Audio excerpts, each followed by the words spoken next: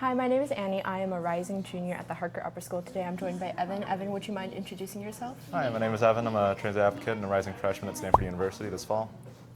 Awesome. So we're at Vessel right now. It's an exhibition on sustainability, community, and our shared future. And I wanted to really focus on sustainability because I've heard you've been doing some transportation advocacy, and that's pretty related to sustainability. So I want to start off with the question, what does sustainability mean to you?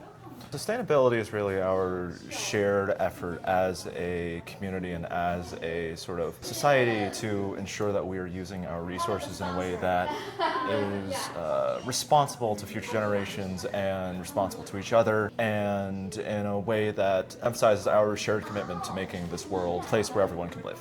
Awesome. And I know this might seem like a really obvious question, but I'm curious to hear, why do you think specifically sustainability is important? In the face of this sort of impending climate oblivion that seems to get worse with every passing year, it becomes sort of increasingly relevant that we manage our resources, especially those resources that are expendable things, or not expendable, but non-renewable things like minerals and particular forms of energy and things of that sort, in a way that can keep our sort of human race and human society continuing for as long as we can.